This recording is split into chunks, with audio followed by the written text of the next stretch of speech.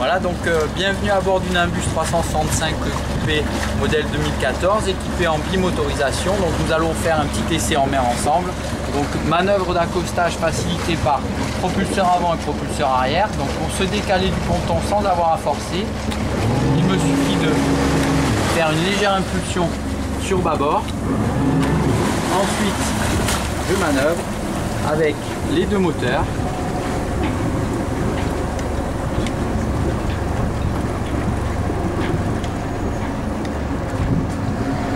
Donc en termes d'efficacité, on est beaucoup plus efficace et manœuvrant qu'un système par IPS, puisque sous la coque, celle-ci est tenue par les deux lignes d'arbre, les gouvernails et les hélices.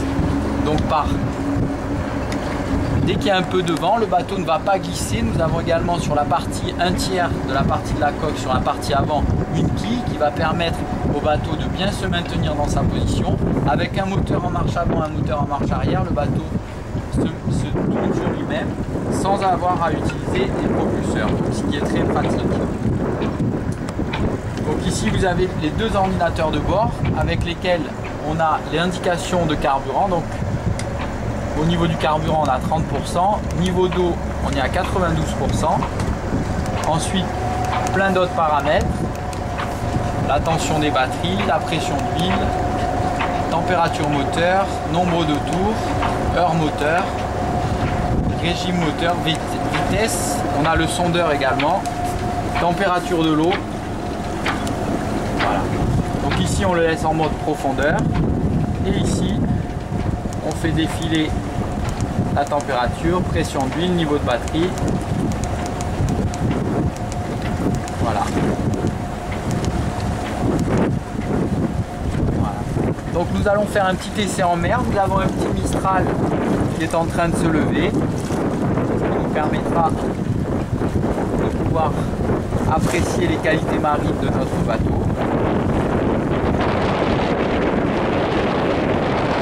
Le bateau est très silencieux puisqu'il est accouplé à deux échappements sous-marins avec des silencieux, et nous avons des dérives qui sont légèrement déportées vers l'extérieur de chaque côté, ce qui permet de ne pas avoir de retour d'échappement même à faible vitesse lorsque vous êtes en pêche ou lorsque vous êtes à vitesse réduite.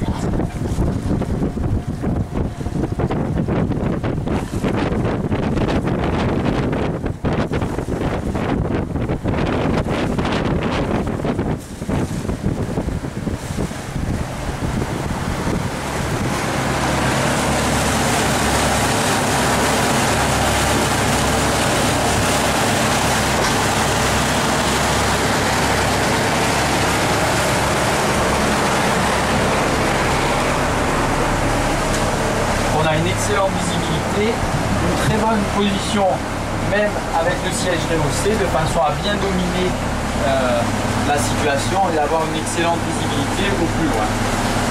Le volant est réglable en hauteur, donc ça c'est également très pratique suivant la taille du propriétaire.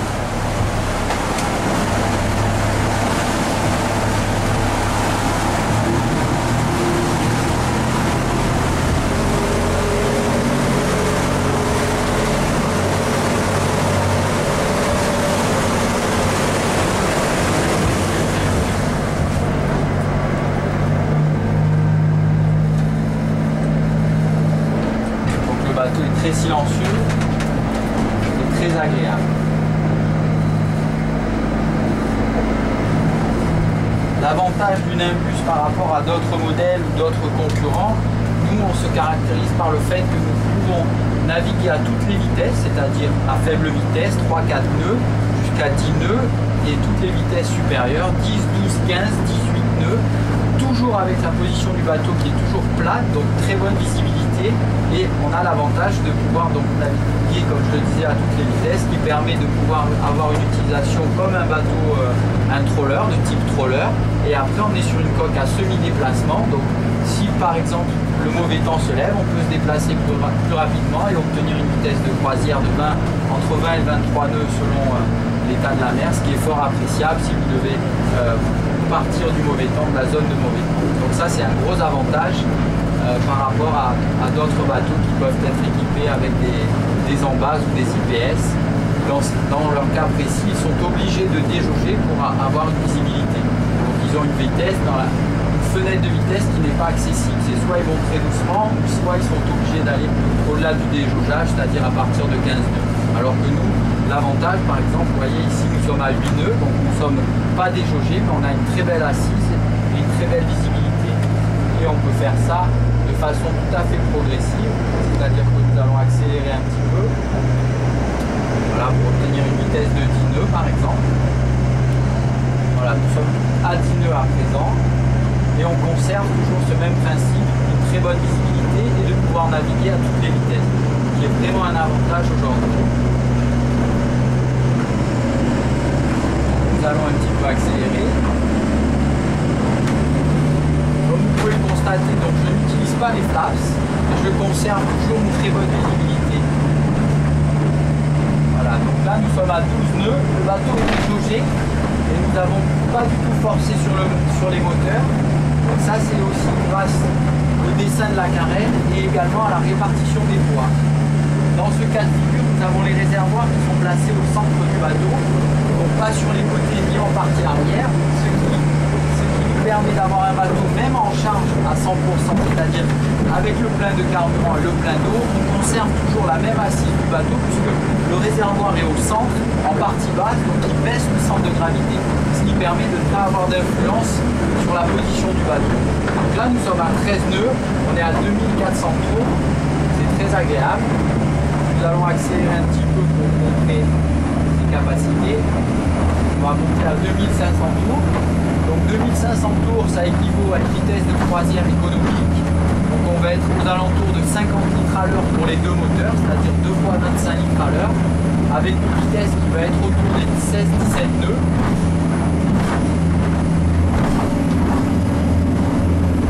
Voilà, ça on est sur une vitesse de croisière économique, on est à 16,5 nœuds, donc entre 16 et 17, à 2500 tours, 50 litres de consommation à l'heure pour les deux moteurs. Donc on va accélérer encore un petit peu à 2900 tours.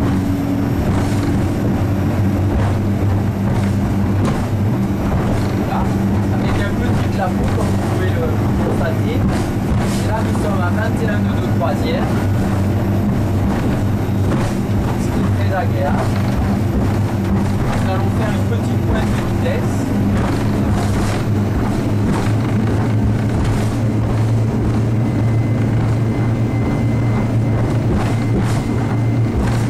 Donc là nous avons le vent face à nous avec un petit mistral de force 3-4 avec des plateaux rapprochés et on obtient une vitesse de 25 nœuds,5.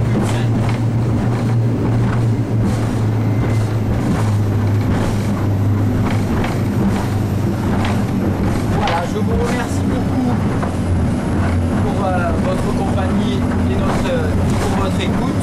Je vous dis à très bientôt. Bonne journée à tous.